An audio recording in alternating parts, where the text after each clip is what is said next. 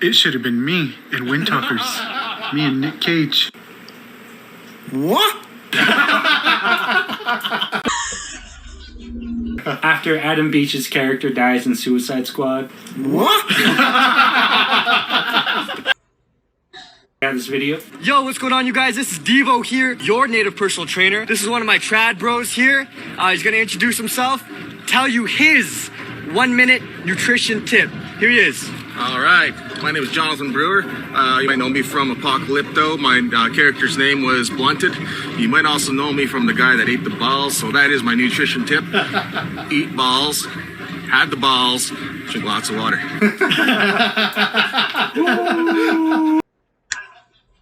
Alright, let's move on to our next video. Let's go. Those guys wish they were us.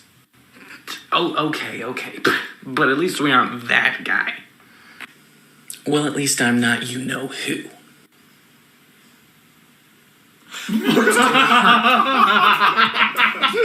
But hey.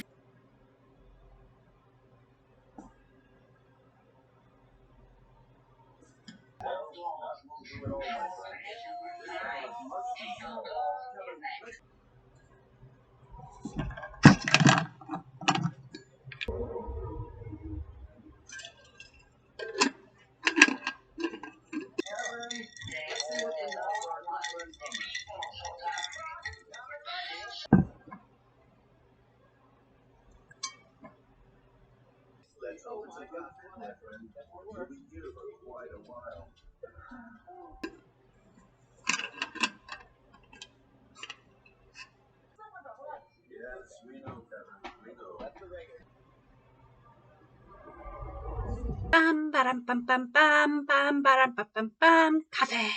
Bam ba ba ba ba ba ba ba ba cafe. Dun dun dun dun dun dun dun cafe. Before I continue, I would like to say 2 big things. Number 1, I absolutely love Natives React. I have nothing but respect for these 2 gentlemen who have not only brought awareness to our Indigenous humor, but have also brought Indigenous ways, beliefs, culture, our problems, our projects, our businesses, our artists, etc. And honestly, that's one of the major things that I watch them for, because not only do I get to sit there and have a laugh and just remember, you know, the good old times when I was able to connect to my tribe or a tribe of some kind and my family, but to also find out about projects and artists and businesses, etc., that I can help and support as a fellow Indigenous person. And this is not a video to throw hate or shade onto Natives React, but I, as a half-breed, I have had jokes, numerous jokes, just like these. Those guys wish they were us. Oh, okay. But at least we aren't that guy. Well, at least I'm not you-know-who. Yeah, but right now, hurry up. Hold on, do it. Yeah. Oh my God. Used not only to deny me and my family and our history, but to also deny my sons. And I am tired of these types of jokes. These jokes honestly need to be seen for what they are.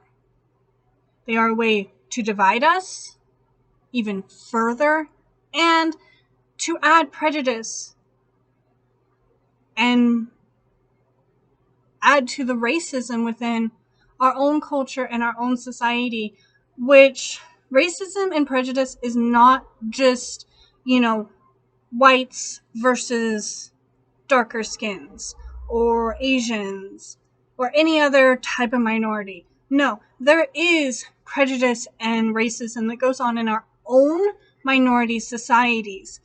And this joke is one of them.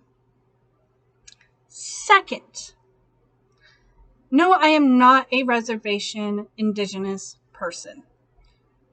Honestly, I think my great-grandmother was probably the last, because she was the last to have a census number,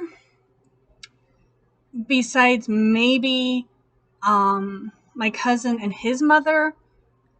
And I know he's lived on the reservation off and on with his mother. I don't know if he still does. I'm honestly not really in that much contact with any of my family beyond my mother. And that's just personal reasons that we don't talk to each other anymore. But I have lived on a reservation. In fact, I lived off and on the Navajo reservation for almost 4 years when I was with my Navajo ex-husband. And yes, I am willing to do it again. But I would like to ask you guys whether or not, if I lived on a reservation or not, would you still make these types of discriminatory jokes about me?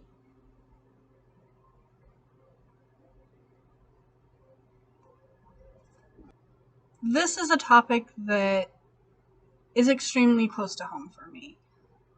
And I just hope to help not only those who are watching this video understand the pain that we half-breeds go through, not only because we might be lighter, or we might be darker, or we might not have grown up on a reservation, or we have grown up on a reservation, but we still weren't seen for who or what we are.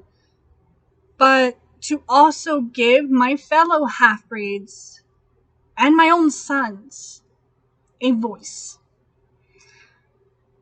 And to be honest, I'm not the only one who's done this. You have this stereotype of what an indigenous person is. Since we are white, it's quite easy for us to hide. And if I don't want to tell anyone that I'm Sami, I don't have to. My name is Janni Stefansson. I live in Sápmi, in the Swedish side. My people are Sami. We're traditionally reindeer herders, but also fishermen, hunters, gatherers. Our culture and language are circled around the reindeer. Many of us used to be reindeer herders, and many of us aren't today because of different things. A lot of us are struggling. But even if you are not a reindeer herder, the reindeers are still a very central part of your identity. Our entire creation story are from a reindeer, female reindeer, with her eyes being the stars and her blood being the rivers and her hair being the forests. Everything we are tied to the reindeers. People in Sweden, when they Christianized the Sami, they saw it as this is a huge success and we will do it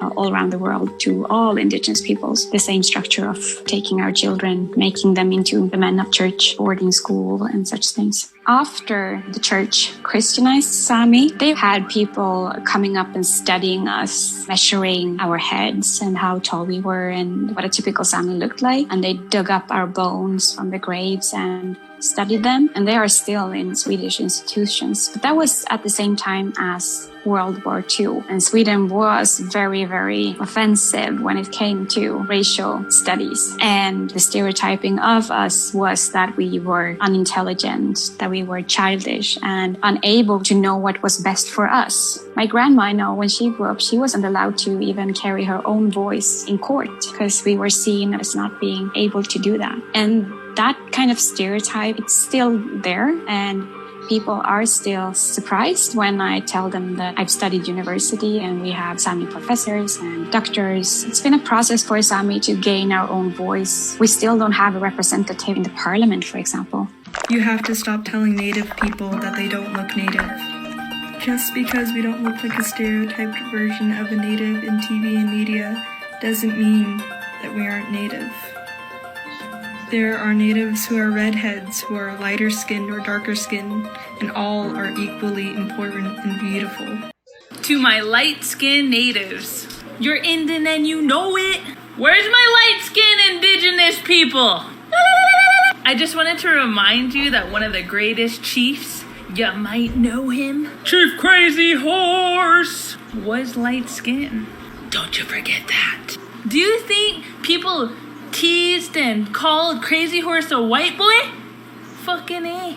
To boot, they said he was a quiet guy. He probably got it worse. So when you're getting teased, people are calling you white boy, white girl. Remember, Chief Crazy Horse definitely had to go through similar shit. And that doesn't make it okay. I want to remind everybody, especially you brownies, don't be trying to act better than everyone because you're brown like your underwear. I have a lot of relatives who are light skinned. I sympathize with them. So I made this video so you can understand too. Quit trying to compare who's more Indian to what. Yes, there are lighter skinned indigenous. We were here before the white man came and we have not gone anywhere. The difference is because we have lighter skin or eyes or both, we tend to blend into the more Western society. However, because we've had this ability to blend in, we have been denied our culture, we have been denied our heritage, we have been denied our language, and often even denied to even learn it. I have grown up watching how apples, who have not only lost their culture, their heritage, and their language, but who don't want anything to do with it, be accepted without any question, while those of us who have lighter skin and eyes are completely ignored. Not only are we ignored by the Western society and ignored our existence and denied that we even exist, such as the indigenous reindeer herders who are lighter skinned, but have also been not accepted and denied within our own communities. And that's where we need to draw the line. We aren't even put on the back burner. We are just completely thrown away into the trash. And I have had to pretend to be pagan just to practice my indigenous culture openly, and have had to disguise it just so I don't experience prejudice from my own fellow indigenous brothers and sisters. And that's not the type of world I want my sons to grow up in.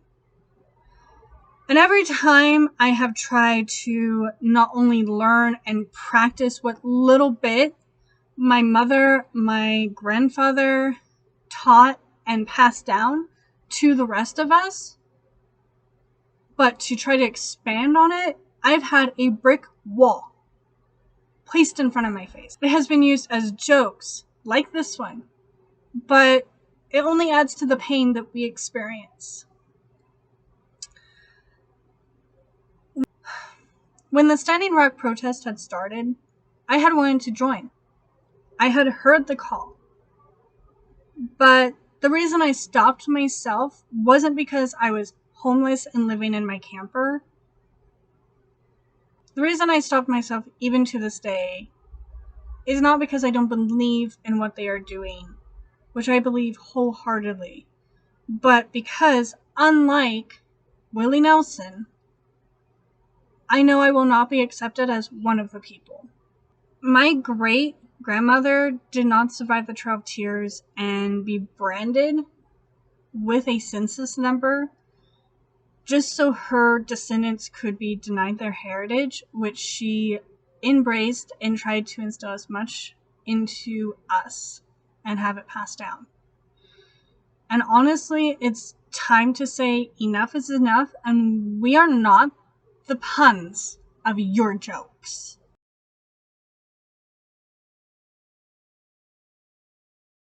If you guys would like to join in the conversation, please comment below, or if you have any ideas for future topics, you can always DM me on all of my social media accounts, or send me an email at wyona.am@gmail.com. and my Tumblr blog, WEM3 blog. You can also check out all of my other YouTube videos, my music and books channel, Wyona AM, and my WEM3 vlog, which is basically my home base and my vlog channel.